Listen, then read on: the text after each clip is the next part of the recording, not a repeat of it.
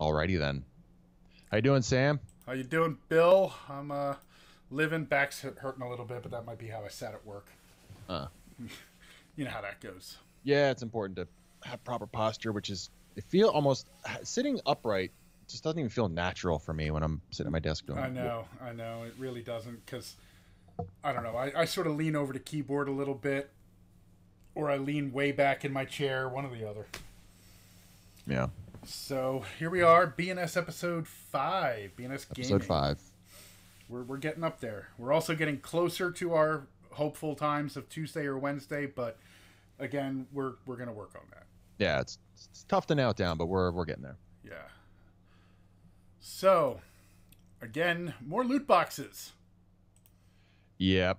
Yeah, but this is actually good news, right? So, maybe not bringing them back. There was some speculation that EA was just going to temporarily postpone the loot boxes they took out of Battlefront 2 until they could figure out a way, or maybe until the dust settled, and then they could sort of slowly reintegrate them after people got their buttholes unpuckered.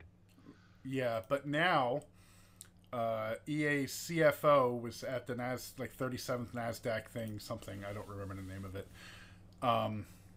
And his wording sort of made it sound like they may or may not bring them back, that they're looking at consumer feedback and what the consumer wants and blah, blah, blah. And they see it as a learning experience while they adjust the progression in the game.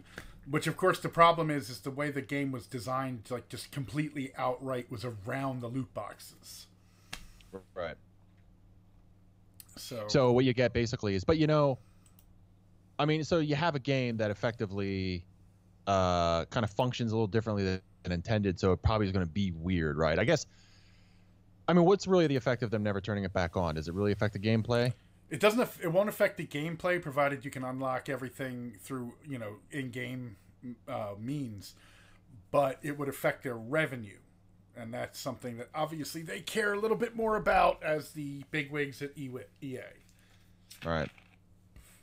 But like I said, there's a there's a way that we could look at it. Like I said, the compromise that I mentioned last week of, they could have like cosmetic boxes, and they could also have like boosters being sold separately. I mean, again, since the subject keeps coming up, we'll have to keep saying the same things. Just follow Warframe's lead. Yeah, and the one of the vice presidents from Warframe actually did an interview recently where they said, look, our players are happy with how our microtransactions are because they're not in their face, they're not intrusive.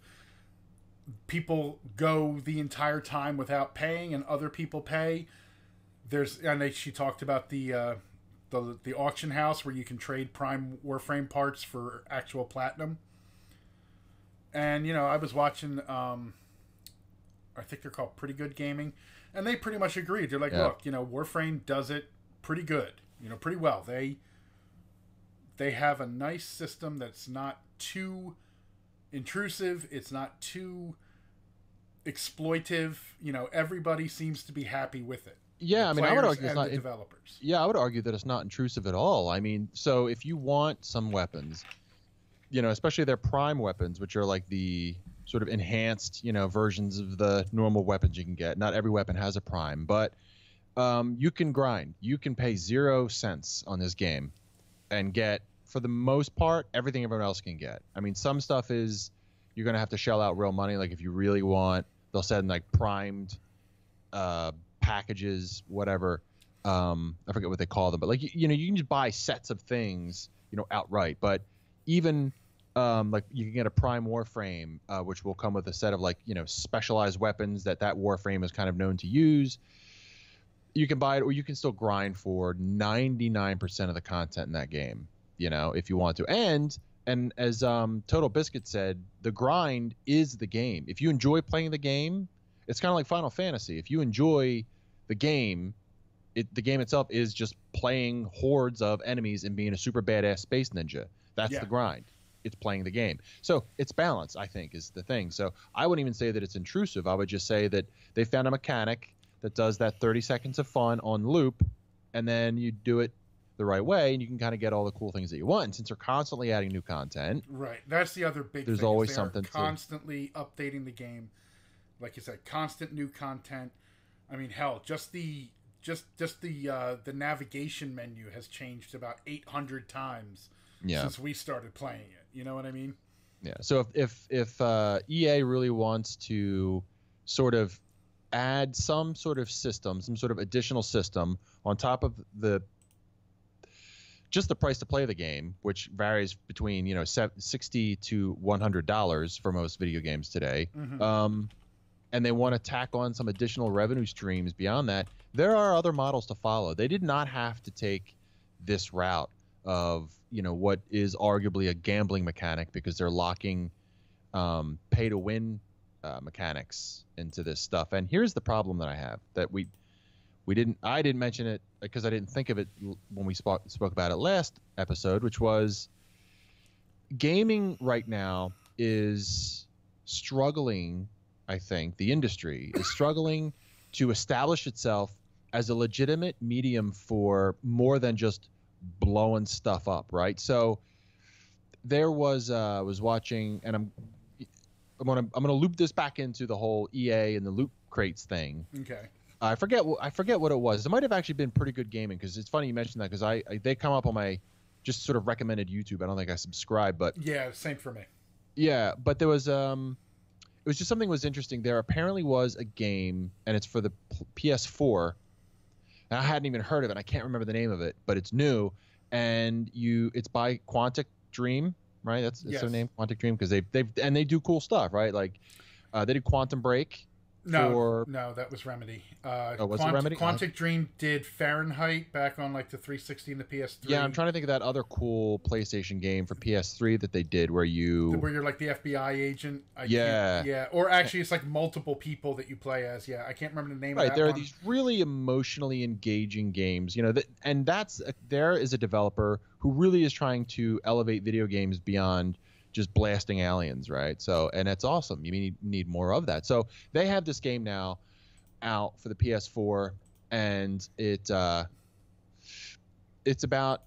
slightly in the future, and it's about when artificial intelligent robots can come to your house and sort of clean and just sort of be a nanny, kind of be this presence to handle all of the tasks.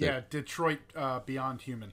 Thank you. That's it. And so there's a lot of furor about that game, because it deals with, and from the screenshots I saw, it's not a spoiler because it's the premise of the game. It deals with this AI that, through the course of the game, realizes that the little girl, it's a father and a daughter living together, and this is who the father brings home this AI robot to live with them and handle all the chores, and the robot makes a decision, an emotional decision, right? Mm-hmm. And it's really curious, right? Because with enough intellectual capacity, enough processing, is morality the natural conclusion, even if you lack what we would define as emotional functions, right? So anyway, point is, this game has a point where the robot has to make a choice about domestic abuse. And so the theme of the game involves domestic abuse. It involves this child. Or at least this part of the game. Yeah, I don't know the whole game. They were just talking about this part. And, of course, all the politicians are getting all up in arms in Europe and the United States. And, domestic abuse is not a game. No, but you have movies about it and you have books about it. Right. Video games are struggling right now to establish itself as a credible media for anything more than kids' games, right? Video games are still seen, even though I don't know what the ESA stats are now, but for at least a decade, the average age of gamer was my age, was kind of moving right along with us. Yeah, I think it's a little younger than us now, but I think it's around 38 or something like that. Right. So I remember when I was 32, the average age was 32, and it moved on up, and now I'm 42, and it sort of found its place, right? But point is, a majority of people playing games aren't kids. This isn't Legos. This isn't, no, not to knock Legos. I'll play with some Legos too. But video games are trying to establish, you've got games like Quantic Dream who want to build these stories that are more interesting than yet another space marine with high-tech weapons shooting bad guys. Like, that does get boring. I love Halo, but even I get tired of the formula. I need something different from time to time. Yeah. And So I'll just finish my thought, and then you can launch into it. And so when companies like EA do this stuff where they are again diminishing the point of a game because we're already trying to shake the stigma of being for kids. Video games are for kids, and why don't you grow up? You like playing video games, well, why don't you go outside? All the crap I hear, believe me, I hear it all the time. Even just the other day, I heard it. Somebody saying, "Oh, you playing? Well, why don't you like just go hiking instead? Instead of what? I do what I do. You do what you do, man. Like seriously, somebody said that to me. You got all that farmland up in Candace's father's area that you guys go to anyway, so." Yeah, we get out, but it's not even the point. The thing is, that's my hobby, right? That's the thing that I do to relax. That's the thing I do to enjoy myself. I typically, my wife and I will watch TV, but I don't want to sit there and watch TV for 4 hours. But I can easily play a video game for 4 hours, right? Because there's engagement, and that's really the problem. Is video games, distinctly from books and TV and movies, is that there's an engagement. You interact with it and you make decisions. So I understand on a small level why some of these politicians and whatever concerned parents groups get upset when there's a game. We need to call this, interactive entertainment media, but that's obviously too big of a name, right? So they're always going to be called games. Right. But, we're trying to elevate games beyond just fun. How about engaging? How about terrifying? How about something that really makes you think and uses very serious real world topics? There is no reason why we can't have that in our games, right? That's true. And we don't want politicians deciding for us as adults, as the broadest demographic of people who purchase these games and play these games. I don't want a politician or anybody deciding for me what I should have access to interact with. I make adult decisions about my entertainment, right? So back to the EA loot crates thing. We're already trying to establish video games as something that has credibility, that can be credible for mature entertainment, and actually maybe be compelling and thought-provoking at the same time, let alone all the artistic creativity that goes into it. Like, what's that movie critic that said video games aren't art? Oh, that was Gene Siskel. No, wait. Right. Yeah, it was Ebert. It was Roger Ebert. I'm sorry. Roger Ebert said video games can never be art. So there's already a bunch of stigmas, as people who love this, this industry, it's an uphill battle. The last thing we need is companies like EA figuring out a new stigma to tack on, which is now gambling, because they're already pairing, and I've already heard it. Lee said it. We're exposing children to gambling mechanics. True, but again, it also, to me, sort of suggests that he still sees gaming as a thing that is limited to children's recreation, and that bugs the shit out of me. See, I'm not sure with that per se, because he is closer to our age, for one. Sure, but yeah, so there are people our age who balk at me playing games for recreation. I know, but he claims to be a gamer, for one. But his thing is, look, if they're going to have any sort of these, loot box gambling type things where you pay money and you don't know what you're going to get, okay? That people hit, his thing that he's trying to get through, starting in the Hawaii legislature, is that those should not be able to be sold to people under the age of 21. To kind of keep them like casinos, okay? If you're not 21, you're not allowed on the floor of a casino.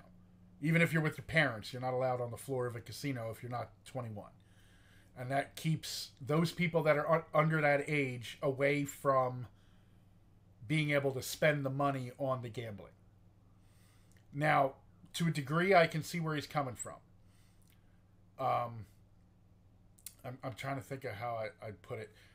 He does say he'd rather that the industry regulated itself. Right. Okay, which I'm all for. But our big problem, of course, is the ESA, who runs the ESRB, have come out and said that they don't feel that loot boxes are gambling. And one of the big reasons, obviously, is the ESA is made up of publishers like EA, Sony, Microsoft, Nintendo, right. Take-Two. So, obviously, they're not going to say, look, this thing that could potentially put our own ratings adult only on these products, we don't want. Right. We don't want that, because adults only, no brick and mortar store will carry an adults only game. No console right now will allow AO games on them. Well, And what is, for just say Battlefield 2? What is the rating on that? Mature? no, it's T. All I believe, like I said before, I believe all the Star Wars video games have a clause where they have to be rated T or under. And again, Right. it's because it's aimed towards kids. It's a Disney thing. Well, not Right. just Disney. Even if it was George Lucas, he still would say the same thing, I believe, because he still sees, he would still see the Star Wars franchise as something you can take your kids to. All right. That's fair. I mean, that's fair, but I think that this is more than, any kind of legislation that comes from the government is going to be draconian in that it wants to really condescend to the bulk of the gaming population by, over-regulating and, just. Well, that's the problem you have with any sort of regulation. Like, the government never knows when to just stop doing it. It's like you and I had discussed it like 2 years ago. With what the hell's her name? That really popular Democratic senator, Elizabeth Warren. Oh, okay. Okay, how she wants to bring back at least the regulation of banks can't use your money to do investments and risky business ventures and stuff like that. They can only use their own money. Yeah, it's the Stiegel. I think that's what it's called. It's something like that. Stiegel, something like that. Yeah. Glass-Steagall. That's it. That is it. Yes, Glass-Steagall. And I'm fine with that. But again, the problem becomes is like once the government starts regulating certain things, they never know when to fucking stop. Right. And it doesn't matter who's in charge, Republicans or Democrats. They never know when to fucking stop because they just want the power for themselves. Yeah, and I also think that they just start doing because it becomes if they get an easy victory and the video gaming industry makes it easy by, say, example, putting loot crates into something, especially in popular games that are exposed to teens, right? I'm not saying that that these games don't expose kids to certain gambling mechanics. I agree that they do. And that's why they shouldn't be there. They shouldn't be there, A, because I don't want to spend the money on it. I don't want to play a game like I'm only going to pay the original price of the game. And then, I'm not going to spend another 50, 20, 30 bucks if I don't want to, just to get some decent progression in the game. There's a difference between Warframe and grinding for fun when the grind isn't that hard. And then the Battlefield 2, where the grind is like years, just to level up like, a weapon for one class. So, and as a general rule, it would be nice if things weren't, could be left unregulated and a market would decide, but that doesn't always happen because these companies will collude. So there's a whole bunch of stuff. Yeah, you get oligarchies and everything else like that coming in. Yeah, and that's just the complication. It's really it pisses me off that, EA isn't even thinking about this. It sort of just becomes this thing where like, don't give a fuck about the industry, don't give a fuck about the gamers, we just want to make that money. And it doesn't matter what kind of scorched earth tactics we use that make it harder for the developers coming behind us or the industry after we've established this, say loot crates. Like that was such a boneheaded thing. And then you're just raising, you're raising flags. But that was what I wanted to make, very long-winded way. Like I said in the last show, though, the amount that they've made on loot crates, basically, through FIFA and I think even Madden now, and stuff like that, like through their sports games, it's turning out to be something like almost 50% of their annual revenue. So they obviously wanted to continue putting them in as much as possible. And, even Take-Two has said that they're going to, in Red Dead Redemption 2 and games moving forward, because of just, God, the untold amount of money that they've made from shark cards, that they're going to be putting similar type things into those games.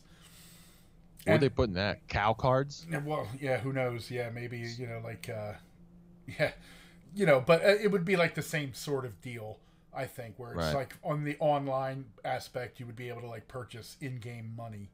As long as it's like that, it's not too egregious, because I can ignore that in GTA 5 and not pay for it and just whatever, not care. We can always still have a ton of fun. Yeah.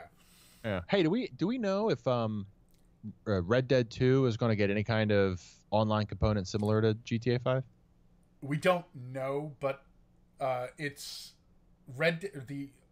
Was it Red Dead Redemption had an online component too? It did. It was multiplayer though. It was just like Yeah, just but PvP. I have a feeling after the success of GTA 5 online, GTA Online, they're Yeah. definitely going to put something similar into Red Dead and try to monetize that as much as possible. I mean, I wouldn't be surprised. Because I don't have a problem with the way Rockstar does it. That's cool. Right. But yeah, so anyway, yeah, EA not bringing them back. I wonder too. Potentially not bringing them back. Potentially, I wonder if that's LucasArts saying, "Hey, like, it's hard to imagine, right? Like, Disney is still a corporation that has fiduciary responsibilities. I think not even responsibilities. It is a desire to make that money. So I wonder though if LucasArts did come into them, / Disney and say, well, Disney did talk to them before. We do know that, but right. Remember, LucasArts and Disney were involved with the loot box creation in the first place, and at first they were like, "Yeah, it's okay." Right. But now, again, now that governments are saying gambling plus children, it's like, oh shit, that's not a thing we want our brand associated with. Right. Okay. And that's where people have to look at it. Like Disney was all about making the money because they were obviously going to get a cut of it through their licensing deal. But then as soon as it was, the stigma could hurt the Star Wars brand, and especially because next week is the launch of Episode 8, Last Jedi. Is it? I think it is. Yeah, I think it's next Friday. Yeah, Ooh. it is. It is. So, with that coming up, they don't want anything to fuck that up because they spent $4 billion on getting LucasArts. Yeah. And, Lucasfilm and everything else like that. They don't want anything fucking that cash cow up. Oh, hey, by the way, not to derail, I want to try and keep the show on a regular time budget, I guess, this time. But I did want to mention, I read this today, that Disney did, I forget the term, but they successfully signed the deal to acquire 20th Century Fox? No, just the entertainment division. So basically now the deal's in place and is going through. Disney will own Wolverine and X-Men franchises. And that was really the only reason that they were even looking to buy 20th Century Fox to begin with. Right. Yeah, and it's a done deal thing. Like, it's one of the things I guess they got to actually write up and sign, however, work out the contracts. But because the gist of the article was really they also now own Deadpool. And the reason I was mentioning that was because I was thinking, Disney and the whole thing with always try to target the broadest audience possible, make this stuff accessible to kids. The question was, and Ryan Reynolds, I think, tweeted something about is this, Deadpool's an R-rated franchise, right? And is Disney going to mess with that? I'd be surprised if they did. I mean, clearly it was a very successful R-rated movie. Yeah, and 2 is going to be successful also, and that one's pretty much wrapped up, right? I don't know when that comes out, but I feel like all the shooting for that's been done. I would hope so. I think it comes out next year, yeah, so I would hope so. Yeah, so, but I think that perhaps in some cases, Disney recognizes when it's time, when something works as a formula for whatever, because they own Miramax. Disney owns, yeah. I think. I don't think they own it anymore. No, I think they do. They own Miramax and Touchstone. Okay, Miramax was definitely the sort of, it was the Quentin Tarantino basically outlet. Anyway. They just won't put it out under the Disney name. That's the thing. Yeah. So, so I mean, you just mentioned the acquisitions, and I wanted to mention that's kind of cool. So having a Deadpool, I wonder if Hugh Jackman would just come out of Wolvie retirement just for one, even a cameo. I think a cameo he might, because him and Ryan Reynolds get along pretty well. Yeah. Although from what I hear, Hugh Jackman is one of the nicest people on the fucking planet anyway, so he gets along with everybody. Yeah, I think that the way I'd like to see it play out now that Disney owns I forget what they call it, the 20th Century Fox Entertainment or something like that. I think it's going to be Fox Network, not Fox News or Fox Business. Just the entertainment, just the movie making component. Right, and the TV component. That's what they'll end up owning. Ah, okay, yeah, I didn't think about. But not the cable news stuff or the business stuff, because they already own ABC and other cable stuff. Yeah. I was reading about how that was going to pan out. Is like, you know, it was splitting off to, so you'll have like the Fox Business Network or the Fox News, and they might change their name. You never know. And then you would have, you know, 20th Century Fox and whatever. Right. What would be cool is if Hugh Jackman basically just for that cameo reprised his role as Wolverine just for Deadpool, right? Because there was so much in the first Deadpool, like so much fun having, Ryan Reynolds having fun with Hugh Jackman. That would be great. And of course, Wolverine and Deadpool already have a relationship in comic book canon.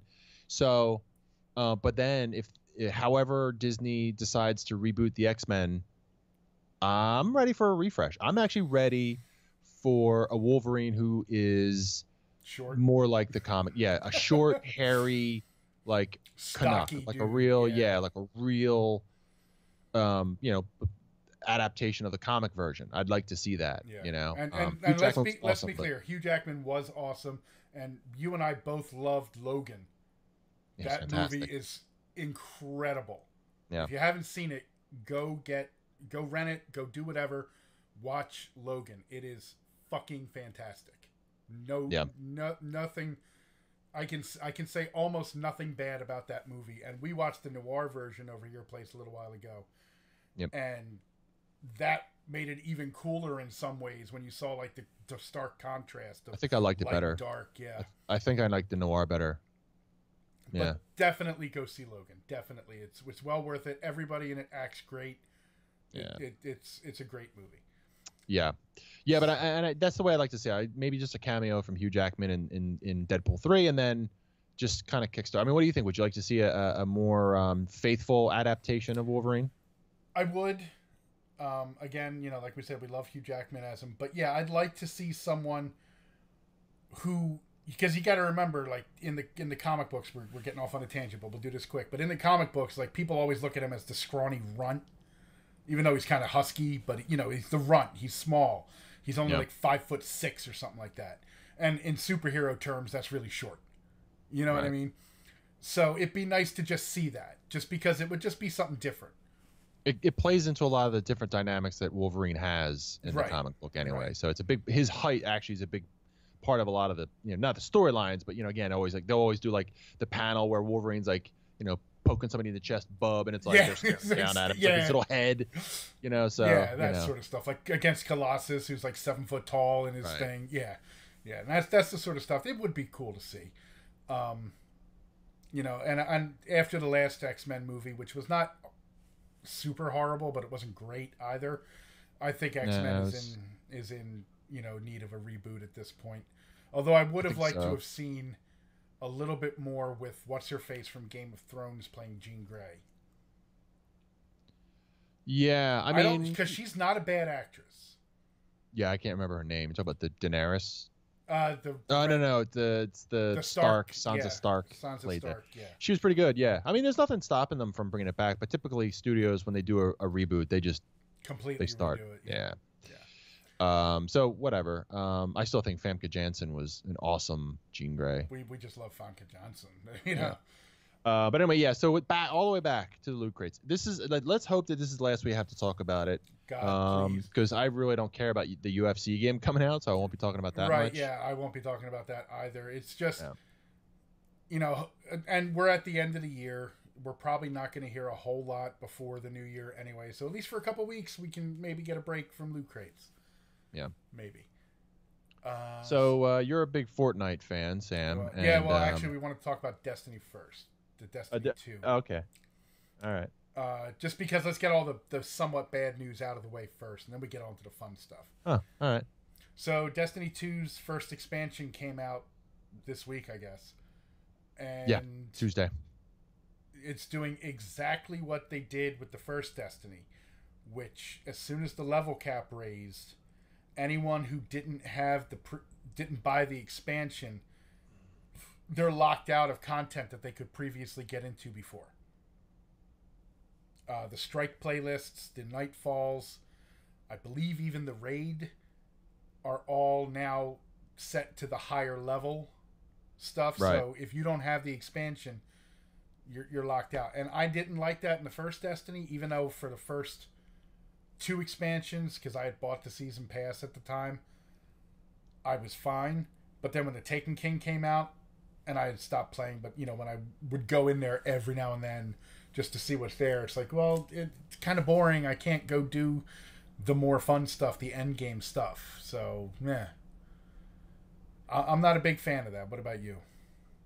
No, I hate it. I hate it because even though I did buy the season pass, let me just make sure that make sure something's muted that should be muted. Yeah, so I bought the season pass now, just like I did last time. And again, I enjoyed the game in terms of blasting aliens in the face as a cosmic space marine, kind of whatever I am, whatever they are. They're not marines, but cosmic space wizard. Yeah, Titan cosmic. hunter. Yeah, right. Space badasses. It's a fun game. The mechanics play well. Blah blah blah. But no, it sucks because it makes it. I suspect that they're going to do this. Then they're following the same pattern. Yeah. So if you don't have any of the season pass stuff, now that they've raised the levels, you can only get to that raised level if you have the new content. Otherwise, you're stuck at the lower level.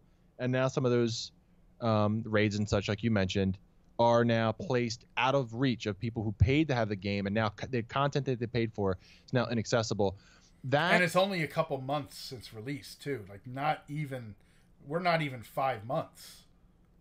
What disturbs me about it, and maybe disturbs is too strong of a word, what I observe and disappoints me is that they clearly didn't even learn from the mistakes of the first game. Mm-hmm.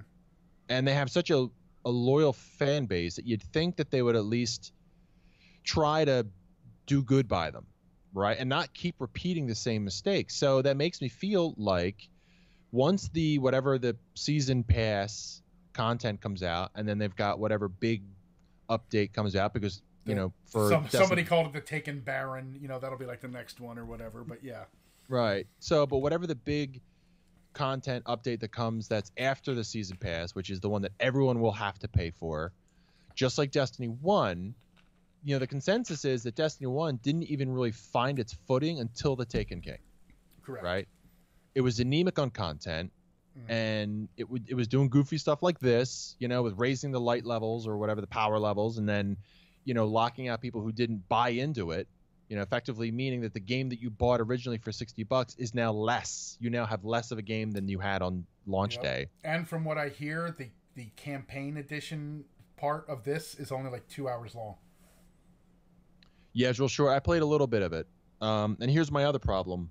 I'm sorry, audience. I'm beating a dead horse, but I just feel like it bears repeating. So it's a Vex-based story mission, and so the whole thing, if you remember the Black Garden from the first one, it just feels like that.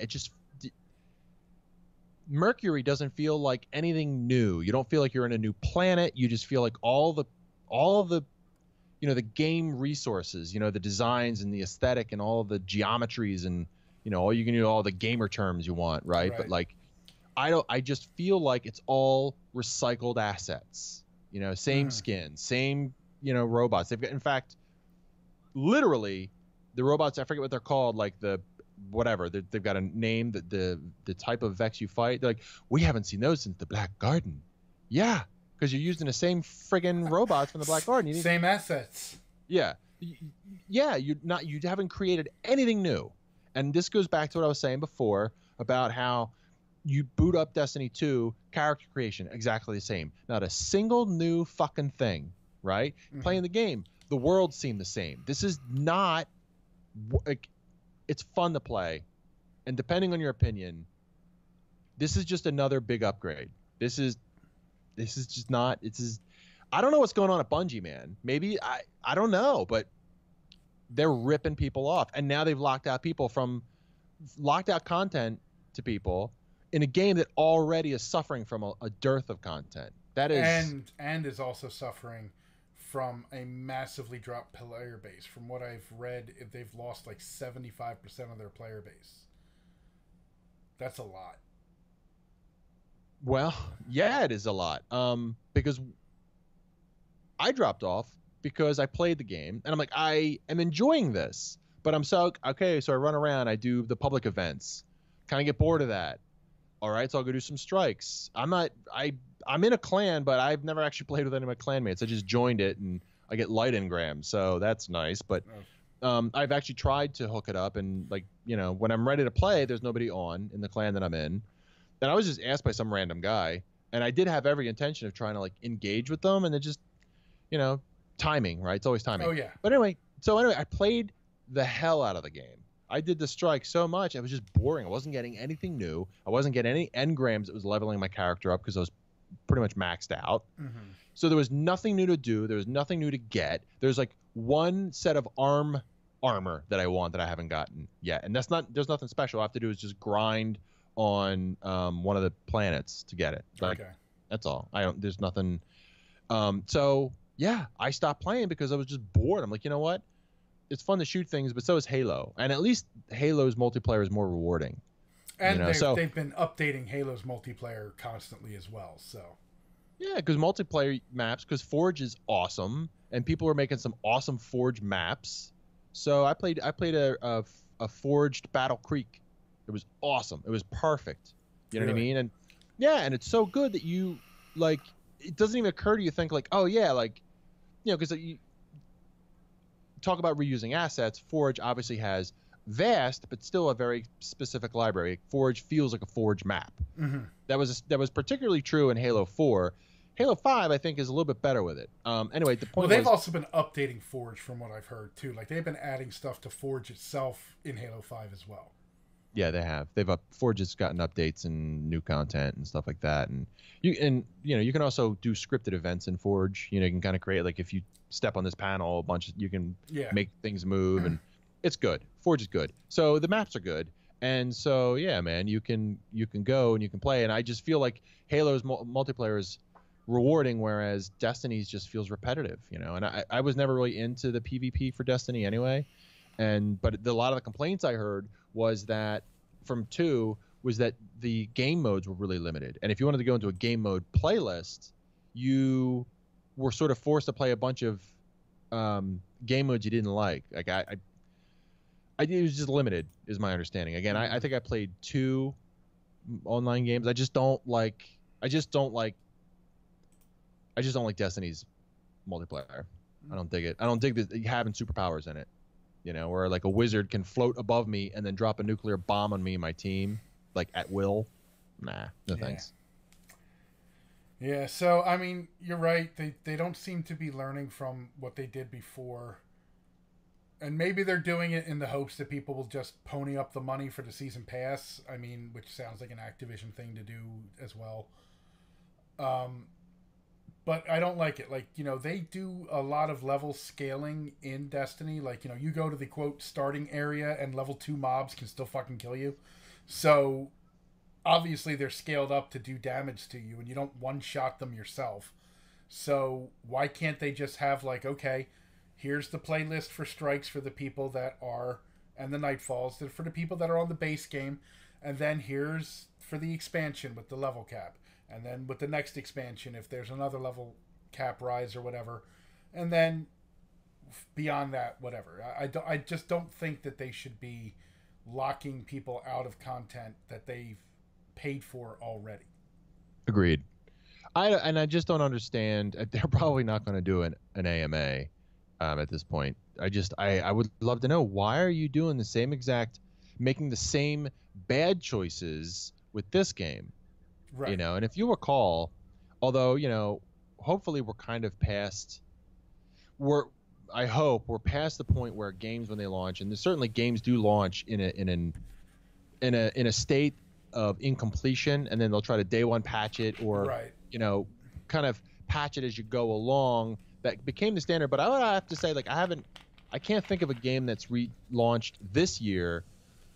I mean, you can maybe correct me, because it's not like I'm playing a ton of games anymore. I like to play the ones that I like, that had major, like, launch fails, like Battlefield 4 when it launched. Remember how awful it took? Like, it took like 2 months, a month for them to finally get, like, everything was jacked on Battlefield 4. Yeah, it was bad back then. Yeah, people were saying, like, don't even buy the game until they patch it, right? Mm-hmm. And so you really, and then when and going even a little further back, when Gears 2 launched, there was all kinds of issues with Gears 2. Oh, with the multiplayer, yeah, that multiplayer. Yeah, the jacked. multiplayer. That's what I'm talking about. The multiplayer. Not, I mean, well, actually, Battlefield 4 launched so bad that like the multiplayer was jacked. The single player would keep corrupting save games, so you could never finish the single player. Yeah, that was thoroughly messed up. Yeah, you had to play through the single player in one sitting, or you would not be able to do it. You'd have to start all over. I did. Yep. I was like, I'm just gonna get through it, and it was fun. It was fun. It was awful to have to do that. Yeah, and then Gears, the single player for Gears 2 was fine, but the multiplayer, if your friend dropped out, then nobody could ever join back in that slot. Yep. You basically just had an empty slot, but it would say they were still there, or if they did get back in, their audio didn't work anymore. All kinds of crap. Yeah. Plus the lag. It was like a lag. It was like super lag. People were like, I'm not sure if there's really been any major issues like that in games this year. And again, like you, I'm not buying tons and tons of games right now. Okay, I buy a few here and there, and then the ones that I play a lot. Like Titanfall 2. I mean, I've had that since it came out, and I've played that probably more than any other game this year. I did download Fortnite, and I've been playing that. We'll get into that in 1 second, because that's just got its Xbox One X enhanced patch. But yeah, I don't know of too many games that were absolutely completely jacked like that this time around. This year. Yeah, I can't think of anything. There's nothing, and certainly nothing that's been newsworthy. So that's a good thing, right? We are getting to a point where games now, maybe they still are throwing patches at it, but now it's just like, now we're getting awful mechanics, or in the case of Bungie, they're not even correcting the process of development. Right. I just can't believe they're making the same mistakes like in lockstep. Doesn't make any sense. Yeah. But again, like we said, this isn't the Bungie of old. Most of them are gone. Nope. There's only a few left, really. So, anyway, here's hoping that Bungie and Activision can fix this kerfuffle. Although I think it's going to follow exactly the same way as Destiny did with Destiny 2, and that's a shame. Yeah, I'll be and time will tell. We'll know eventually, but I'll be really curious. I still haven't bought it. I couldn't even recommend it at this point. Yeah. I mean, honestly, I would say I wish that I had not bought it and then waited until they do until next year or whenever, where they do like the bundle of all the crap in one. Right. Because with Destiny 1, because I wound up having to rebuy the whole game with all the stuff all over again, because there was no way to just get the Taken King. You had to buy it in a bundle. I feel like they're going to do it again. My honest opinion, and then I'll stop talking about it. My honest opinion is any business that conducts themselves that way doesn't deserve success. Mm-hmm. I don't think Bungie deserves success with this franchise. It plays well, and that's I'm not wishing that the developers if they're not learning from their past mistakes, then they don't deserve to have the success. Right. And that's not to say that I wish all the developers working on these games don't deserve to have jobs. I just, I don't know, man. The design philosophy just has to change. Yeah. Yeah. So, on to some good news then. On to some good news. The X enhanced patch for Fortnite is out. And again, now, I do not own the PvE version because, again, you and I are both in agreement here. We don't buy early access games. Yeah. Okay. Although the battle royale mode is free. Yeah, I don't know. My wife seems pretty interested in the Fortnite PvE. proper, the PvE. I hear it's fun, but okay. Well then, if your wife twists your arm, yeah. She's still blessed, and she made this mansion for her sim, which is like gorgeous, and she's got like potted plants and. She's got a degree in interior design, so that's you get the sense of what she's doing with Sims. Right. So anyway, the Xbox One X enhanced patch came out, and a patch for the PS4 Pro came out that, according to Digital Foundry, has fixed a lot of the frame rate problems that were in the PS4 Pro version, just for those on the PS4 Pro. So this patch is fucking amazing, dude. I mean, you said you loaded it up and got killed right away. I've played a couple games, and I could not believe the difference that was immediately noticeable. Right from the character select screen, you can see everything's clearer, the anti-aliasing's better, everything else like that. But you get into the game, and just how far you can see now is amazing. It feels like you're on the PC.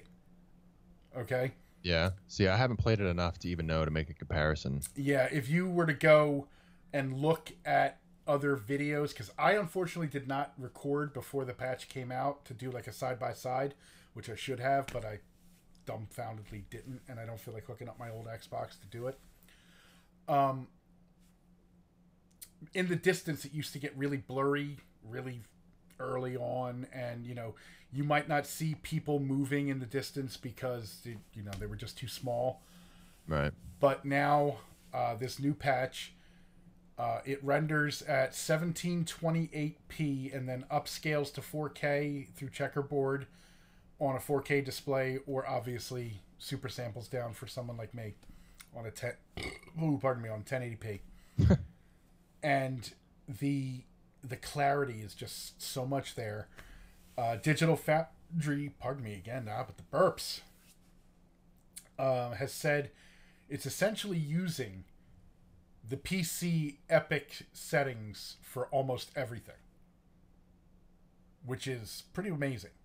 Okay. Okay, so the draw distance, the shadow quality, the textures, the lighting and the self-shadowing and the ambient occlusion and the screen space reflections, everything else like that is all running essentially at PC Epic settings according to Digital Foundry. Which, all right.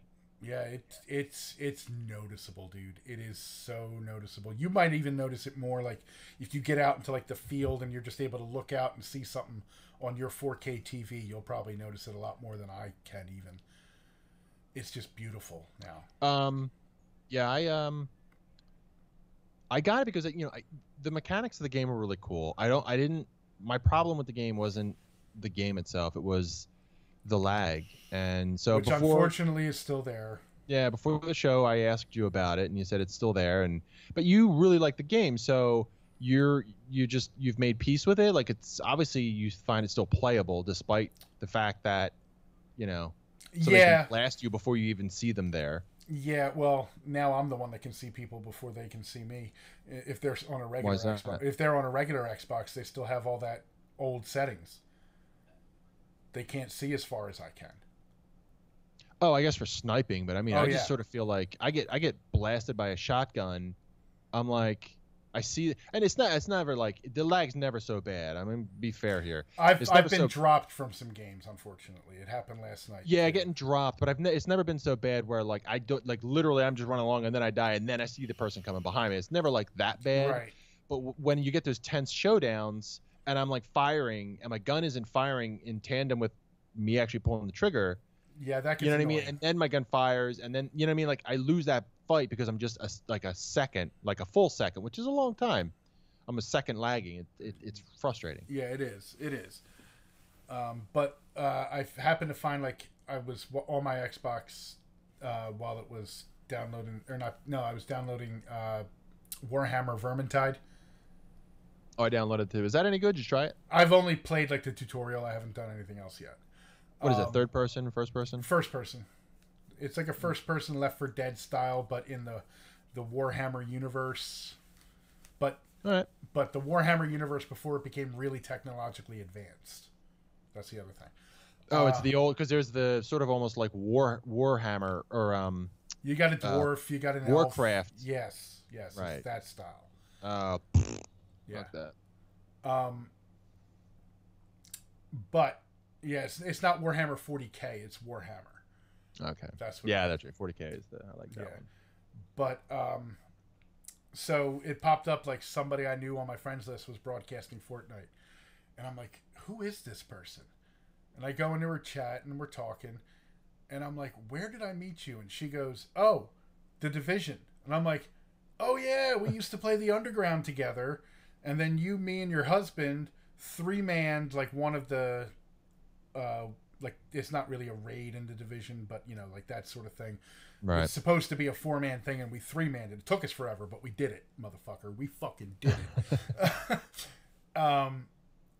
So one of her friends and somebody else, we were playing last night.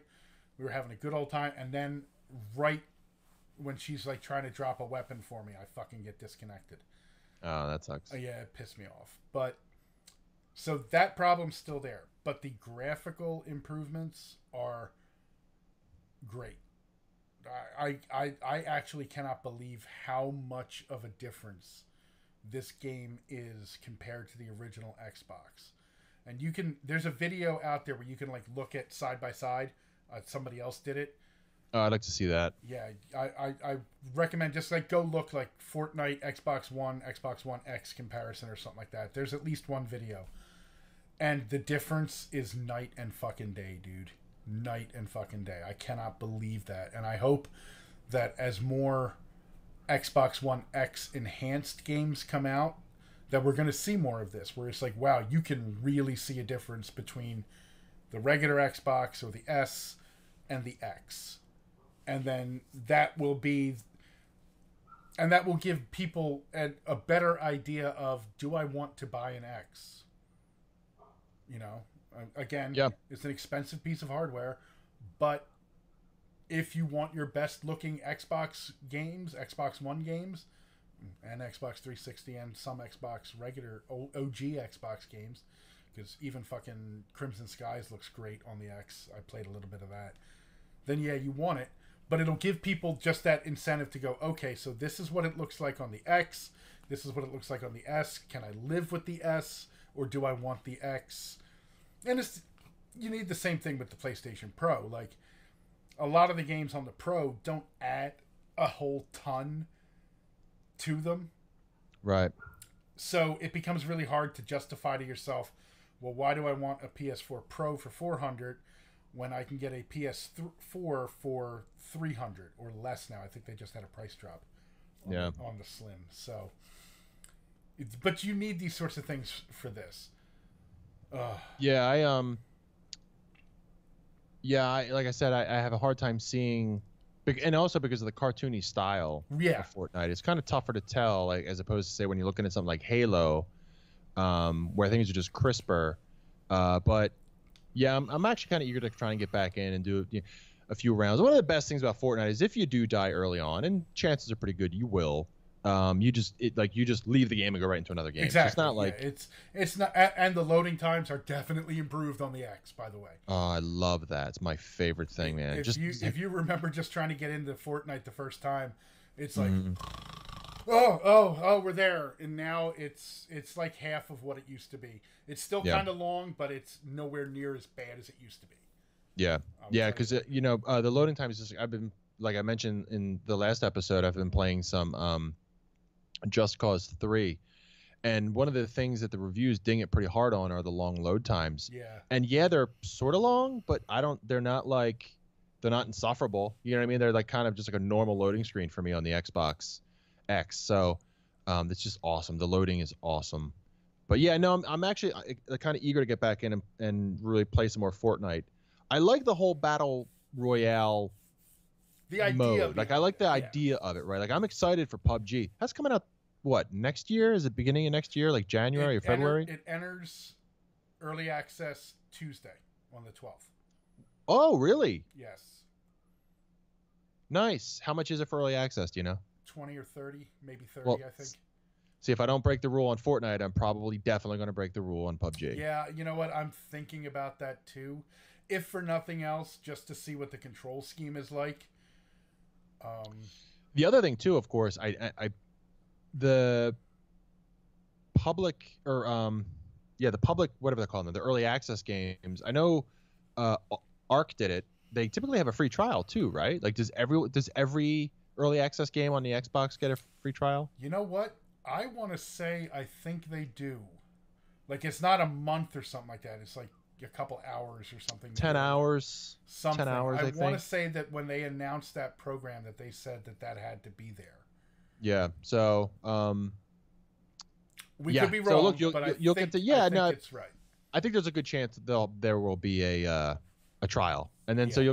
you'll get to check it out. I'm really curious. They said, and one of the okay, so this is one of the things that really assures me about PUBG specifically is that when you mentioned this already before, is that the developers have said Microsoft has been working very closely with them to get it running on the Xbox in the way that they the way that people would want. Like they've Right. just been Yeah. providing the technology and the resources to help them get it ported to the Xbox. So As a matter of I have a fact, lot of confidence. one of the things that I remember, Brendan, whatever his name is, Brendan Green, I think is his name, player unknown. He had said that they were talking with Rare at Gamescom when they announced that Microsoft will be publishing the Xbox version. Right. And Rare was like, "Hey, do you want to use some of our water technology for your water on the Xbox version?" And they were like, "Really? You would do that?" Like that's Like, you would do that for us? I mean, it's kind of well. The water in Sea of Thieves does look pretty awesome. I will say that. Even though I might not care about the rest of the game, the water does look pretty awesome. Especially The water in is storms. pretty amazing. Especially I in, did. storms. Yeah. Did you? I didn't play any storms. So you did play Sea of Thieves? No, but I've watched video. Oh, you watched it? Well, I got in on the private alpha, Yeah. and I played it. Did not. I mean, I wasn't feeling it, man. I still have access to it. I just deleted it after about 10 minutes of playing it. Not what I'm feeling. Like, you got to run around. It's a game where, again, like, you need friends. You need friends because you got to do maps. You got to hold maps together, and you got to do this stuff. Whatever. It's kind of a neat concept. Water looks great. Not gonna play it. Yeah, yeah. But they offered to like help them with their water technology, even though it's in Unreal Engine 4. PUBG is, but maybe there are certain things that they could import into Unreal Engine 4 that would work. Right. I don't know. I mean, I don't fuck around with the Unreal Engine myself. I mean, I probably should learn it just to learn it and say that I did. It's free now. Oh yeah, I have it. Yeah. Because I have Unreal Tournament. And have you played that recently? I have not played it recently.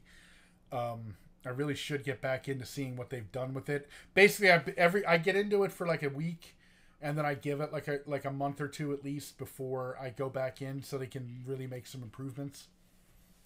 And okay. that way you can see. And I also have Paragon on there, obviously, which is a beautiful game. Paragon's beautiful, although it's a MOBA. And I don't mind MOBAs, I'm not great at MOBAs. That's what I mean. Like I'm not great at them. I suck at them. I was never good. Yeah. But it's more Smite-ish than LOL or Dota, too. Because it's third person. Yeah, I remember seeing that. Yeah, you kind of because you instead of is almost like third person-ish, right? It's third person over the shoulder as opposed to, or third person behind you as opposed to LOL and Dota, where it's like that isometric view from above. Right. Yeah. Right. Yeah. I think I would dig that better. Yeah. Smite's fun, and Smite's a MOBA. I don't play that very often either, but I get into it every now and then. We have my brother-in-law plays that pretty much exclusively. Oh, really? On the PC or the console? Xbox. Oh, okay. Yeah. Yeah. So, but no, seriously, the Fortnite patch, I can't believe just how much better looking the game is.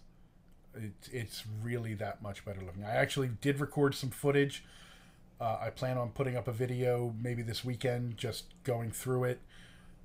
Maybe I will actually hook up my old Xbox just to get some previous footage, but I don't know. I don't know if I'm really that dedicated to getting the side by side when I could just be like, here, go to this video and watch what. Right. It's already been done. Somebody already did it. Somebody did the hard work for me. Yes. You know. I mean, it's just because I already moved my Xbox over there. It's nowhere near my TV. Why do your own research when you just bite off people on YouTube? Work for Anita Sarkeesian. Yeah, it did, but I'll give credit where credit is due. There's the difference. Proper attribution. Exactly. But yeah, no, seriously, and it's fun. They've been changing stuff. Although they did put out a patch today, and it fucked with the aim assist on console. And a lot of people are really pissed at it because A lot of people wanted the aim assist removed for the sniper rifle when you're zoomed in. Yeah, I can see that. Okay, but apparently they went a little bit too far, and like assault rifles are almost useless at medium range now because you just can't hit anybody. But I haven't. I mean, it's hard to tell with the lag anyway, in my opinion. Yeah, sometimes. And depending on which assault rifle you're using, like if you're not using a SCAR, the bloom on them is fucking horrible on the regular like M4 looking ones. But the SCAR had a much tighter reticle. But they've been talking about how they're looking into changing how that works as well, especially for aiming down sights, that sort of stuff. So again, Epic is working on the game and they're improving the game, and it's beating out PUBG as far as players right now. But we also have to remember that part is free and PUBG is not. So that's right. Obviously the free version is going to have more players. That's the thing I'm curious about, is if a free game is going to have a broader player base, but just because your game is free doesn't mean people enjoy playing it. And they'll dump it. So I'm curious to see with PUBG's more, I don't want to use the term photorealistic, but less cartoony, because it's not cartoony, but it's kind of realistic, right? Yeah, it's based on a more realistic look. Yes. Right. So I'm curious if and you can't build stuff, right? So it's not apples to apples. Really, no, they're definitely not. And I remember when there was that whole little controversy about like, Bluehole and Epic, and Bluehole's like, oh, it's copying too much. It's like, look, dude, you can't build shit. You don't have rarity of weapons where like a gray assault rifle versus an Epic assault rifle, the gray will lose every time. That sort of stuff. And they've added in even more stuff recently on Fortnite. They have a jump pad now that you can jump on, and then you can skydive and pull your glider out to like get behind people and shit. That's pretty cool. Here's the thing though, and big fan of Epic. I know you are. I am. Sometimes the simpler formula wins out because there's just like Gears of War originally did. You can take a real simple mechanics, you simplify the mechanics, and you allow skills to really flesh out a lot of the complexity and the nuance of the gameplay. Now, I'm not saying just because Epic had some cool ideas, and they are good ideas, launch pads and have a pickaxe and build stuff. It's cool. It's fun. And it fits with the cartoony aesthetic of the game. Right. Yeah. I'm not saying that Epic should have, kept it simpler. I'm just saying I wonder if the simplicity of PUBG will draw more people in. Like, will that make for a better gaming experience? And therefore, even though it's early access and costs money, well, they're both early access, but because, PUBG has a barrier to entry financially, there's that balance. No, I know what you're saying. I think PUBG has a better competitive aspect. Right. Okay. Because you have to lead your shots. Yeah. You really have to look at how you're doing everything. And Fortnite, I don't want to say Fortnite is more casual because you can get really competitive. My heart could fucking race in some of those instances. Yeah, it's not casual. Fortnite, okay? Unless by casual you mean you just like playing for 30 seconds, just get your ass beat. Right.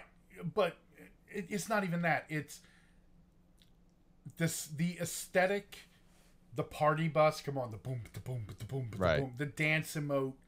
It leads to a more relaxed, we'll call it that, a more relaxed play style. Right. It's more festive. Right. As opposed to PUBG, where, people rage as fucking hard as they can at things in PUBG when they go wrong. Now, granted, PUBG has some fun glitches too, but I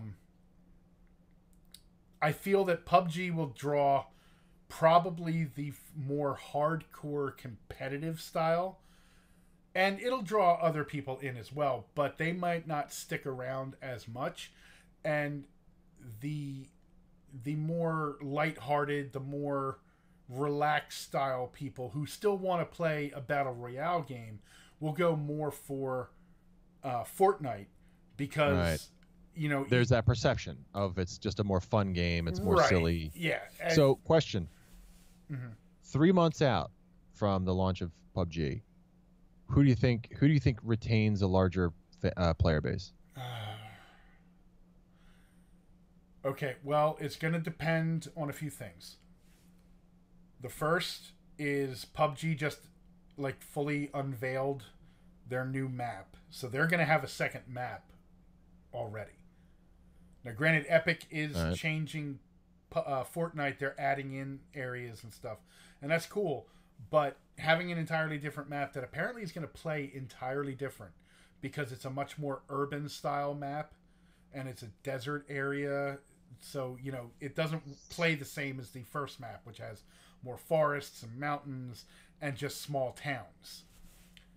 So that's going to be something. It's also going to be if Bluehole can iron out a lot of their bugs that are in the game, right. which apparently can be really frustrating at times. Especially because, again, like I said, like people get really competitive in that. Like, what are some of the bugs? There's a lot of like glitches that happen. There's a lot of like people being able to get under the ground. I was gonna say, so stuff people can use to cheat. In some cases, yes, and they do have to work on that cheating because there are people, and Fortnite has it too. But Epic's been pretty proactive about banning people that are cheating, including suing a 14-year-old boy. But you know, whatever. That you know, that was one of the Settled reasons... out of court, by the way. Oh, did they? Yeah. Okay. PUBG is starting to fall into the same problem that King of the Kill did, H1Z1 King of the Kill, with just the cheaters left and right, the speed hacks, the aim bots, you know, someone can just shoot blindly in the sky and they'll kill 5 people, that sort of stuff.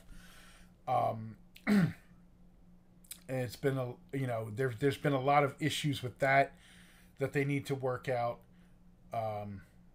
Like I said, even Fortnite does have that too, but a lot of times people are dumb enough to be fucking streaming themselves doing it and they get banned almost immediately. Good. Good. Darwinism awards for everybody. Yeah. So it's going to depend on if they can get the cheating under control, if they can get their new map out, and it's also going to depend on what other sorts of content they're going to put out, because I know they're talking potentially, maybe not a single player version, but a training mode / firing range where you can like test out weapons and you can learn the mechanics and that sort of stuff, which is a good idea. I'm going to say that's a very good idea, especially for me who sucks with a mouse and keyboard. But yeah, it's really hard to say who's going to retain more because Fortnite's always going to be free. That's the thing. And free will get players. I mean, like we said with Warframe. Warframe still has a lot of players, and that's because it's free. You know, True that. They retain and eventually, those player base. Isn't Fortnite eventually going to be free itself? The whole game will eventually be free next year. When it comes out of early access? Yes, it will be free to play then. And they're just going to do, like, they've already added in cosmetics you can buy in the Battle Royale.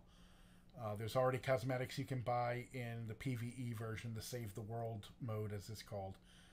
So they've already looked at how to monetize it. And, you know, by making it all cosmetic, at least in the Battle Royale part, people aren't going to bitch about that. You know, it's like, hey, if I want to buy that, I'll buy it. Same thing we've been saying with, like, Titanfall. You know, if I want to buy it, I buy it. If I don't, I don't. It's that simple. Right. So yeah, now I want to go. Now I want to go play some Fortnite. Yeah, it's really hard to say exactly who's going to have more. And you know what? Because there are people that do both. There are some big streamers that do both PUBG and Fortnite. And you know, because they're big streamers, they're the few people that can play both of those games and have people watch them.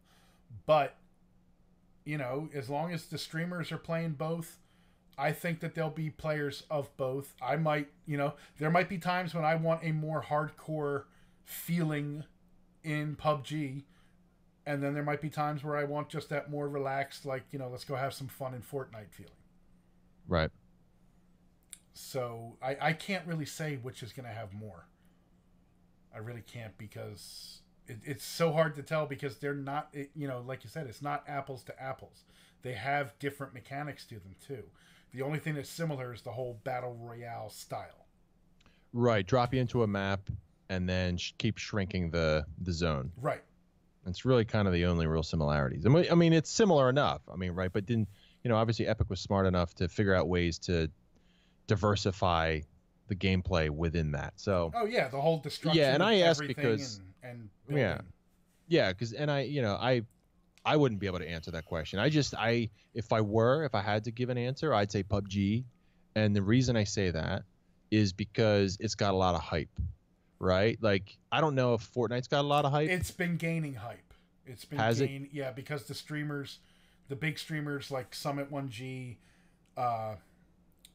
even Dr. Disrespect, who's a major PUBG player right now, he's been switching over to Fortnite every now and then. Why? Has he been saying why? No, but he's just to test it out because some of the other streamer friends that he has are playing it. Shroud, he's been switching back and forth. He's one of a guy who streams. He's actually from New Jersey. CDN the Third. How do you know all these people? I mean, do you watch a lot of streaming? Not really. Like, I watch. How do you know these names? CDN like, how do you the know Third. these people? I watched CDN the Third because we actually played Killer Instinct together once, Right. and we were both streaming. And so some of his people came over into my stream to say hey, and I subbed to 3 people on Twitch. Okay? All right. One of which gets my Twitch Prime sub, and that's CDN the Third, C's. And then the other 2, I only do the $5 a month thing. But, it's because I enjoy what they play. I think they're fun. They do everything. And C's is fun, too. He's funny. And, but that's all I subscribe to. But you can go on YouTube and look up Fortnite stuff, and you're going to see stuff from Summit1G, Ninja, and these are people that also appear in Twitch fails a lot too. So that's right. kind of how I know some of them.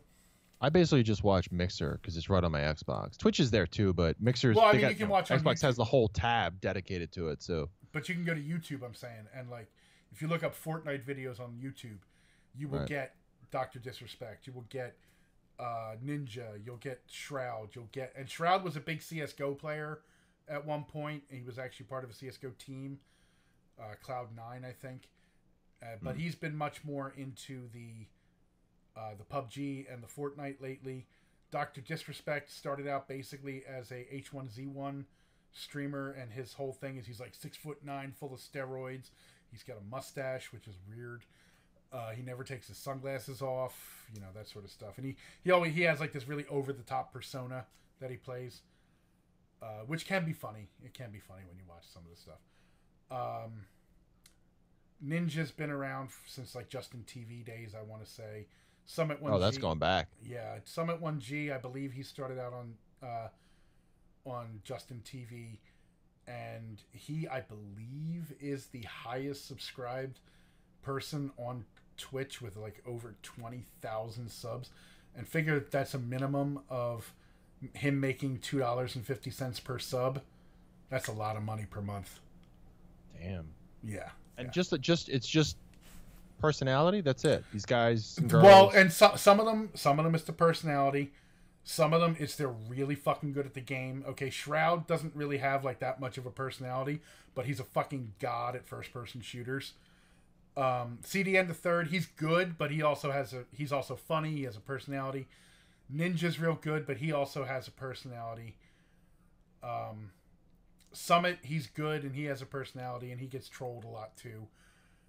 But then you got some of the girls that are basically just sitting there with their cleavage out, and that's all they get. But whatever, they're making their views and their money, so more power to them. And then you get, there are some people that get it just for their personality. Others get it depending on the game. Like some people have found, depending on what they're streaming, they'll get semi-popular, and then they'll be like, well, you know what, I want to switch games, and all of a sudden they lose all their viewers because people just wanted to see them play that. You know what I mean? Streaming is a fickle thing. It really is. Yeah, and I'm curious about that, and then because we're sort of, I guess, at the point of the show, we're about to wrap up, so just kind of bullshitting. But I'm curious because I mentioned earlier my wife Candace, she put a lot of time into designing her house in Sims, and I was saying to her, I was like, man, the house is actually really awesome. Like it's really awesome, and I'm like, I bet you there's like probably like a Twitch audience For The that would Sims, want to I'm watch sure there that. is. I'm sure there is. Yeah, and the only thing, of course, is I know that it takes more than just playing a game. You have to have the kind of personality that people want to engage with, because it's the engagement, right, in the streaming that matters. It does. If you just sit there and just play a game and you're really good at, like, Halo, nobody really cares if you're not fun to, like, interact with, right? So it's got a lot to do Well, with it the depends engagement. on the viewer. It depends on the viewer. There are some viewers that prefer to lurk. There are others that want engagement. So, it's just like everything else. But I think Candace could do all right. You just get like a little C900 or C920 webcam or something to plug in, because now the Xbox can use any webcam. Maybe have like your laptop down there or a tablet for the chat, so she Yeah. doesn't need it on the screen. And you guys, she could just do it from there, just showing off what she does in The Sims. And if she gets viewers and they engage with her, she's an engaging person. She's not like, yeah, fuck you. You know what I mean? Yeah, it was interesting because the whole streaming thing is clearly, like, we talked about this before. The only reason we're doing streaming right now, and the only reason I decided to come around to it is because I think that that's moving forward. That's just that's the way it is now, right? Podcasts are great, and people subscribe to a ton of podcasts, but it's still somewhat a different medium. You can split it up like what we do is, slice it out and make a podcast out of it for podcast listeners. But they're really, the overlap, I suspect, is minimal, I'd guess. Maybe not, but I don't know. I sort of feel like podcasts are for a different. I think it is in a way. Well, you got to remember, a lot of people listen to podcasts, like I said, while they're on their commute. Yep, exactly. You don't really do the streaming. Streaming over your mobile device is going to rip into your fucking data plan if you don't have unlimited. So, yeah, it's not that much fun, and I honestly think that the future of streaming is now we're going a couple years out, but I feel like it's inevitable. The future of streaming is about augmented or virtual reality. There's going to be, once those technologies finally find their place in society, and they will. I think that it's because it goes back to that engagement part.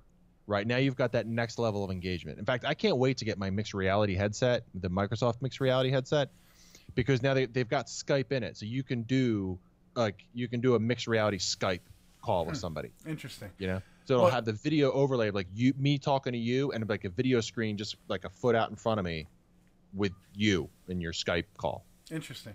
Hey, Sayamara, how you doing? Sayamara is actually a guy who used to listen to my World of podcast years ago, and he's asking, what, you haven't seen this golden age of podcasting crap? Yeah. Yeah, well, I think the golden age of podcasts might be over, but people still listen to them. No, I think we're in it.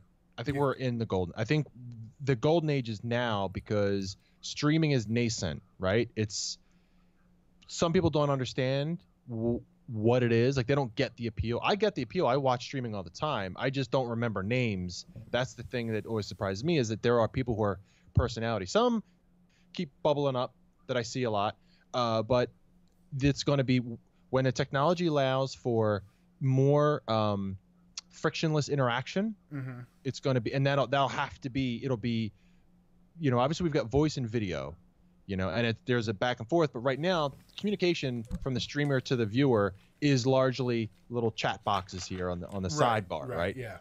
But when that evolves, in some way, obviously you can't have people talking, because then it's just a cacophony of people who won't shut the hell up. Right. But it's just going to evolve in some way. It's going to become, we're going to take what we look at on our computer screens and TVs, not so much our phones, like you said. It's not as enjoyable. I mean, I do watch YouTube and streaming on my phone. If I'm sitting at the table, eating dinner, but I do think that that's where it's going, and I think that there's going to be a larger migration towards that kind of augmented / virtual reality with it. So, how that plays out, we still have some evolving with the technology to do, but that's definitely where it's going to be. Yeah, I could see that. I could definitely see that. Yeah. And, like I said, I enjoy streaming. Like, nobody ever comes watch, but, fuck you people. No, I'm joking. But, when I do get interaction, I enjoy it. Maybe after we're done recording this, well, it's getting a little late for me. I got to get to bed soon. Oops. Did I lose you? Or did you mute yourself? Oh, you muted yourself. Okay. But, you know, I'll be streaming Fortnite. And again, with streaming, one of the big things is if you're trying to stream like a game that everybody else is trying to stream, you're never going to get noticed. That's one of the other things. If you're not already big in streaming and you're trying to stream Fortnite or PUBG or H1Z1 or even Destiny 2 and stuff, you're not going to get noticed. You need to be playing a game that doesn't have as many streamers. That people want to watch, but there's not enough streamers. Exactly. Providing Which is one content. of the reasons I do the Titanfall 2 a lot too, is because there's not a whole lot of Titanfall 2 streams up at any given time. So there's a better chance that if somebody wants to watch Titanfall 2, they might stop in and see me. Right. That sort of thing. Oop, I lost your video. I don't know why my stuff's cutting out, man. All right, well, you know what? We're at a good point to end it. I think we're at an hour and 20. Wow, we didn't expect to go this long. So, anyway, yeah, I don't really have anything else. You? No, I'm good. Yeah. All right, so Sayamara, thank you for joining us in the chat. It's good seeing you again, man. And we'll try again next week. Yeah. Again, hopefully we'll try for either Tuesday or Wednesday because the holiday comes up next week too. So, yeah, try and aim for Tuesday. We'll try for Tuesday. Yeah, we'll try for Tuesday. There might not be as much in the news by then, so it might be more of us talking about certain topics that we just want to talk about, and we can talk about that on a Google Doc or something. Yeah. So anyway, I'm Sam. I'm Bill. Thank you for joining us, and we will catch you next time. Take care, everybody.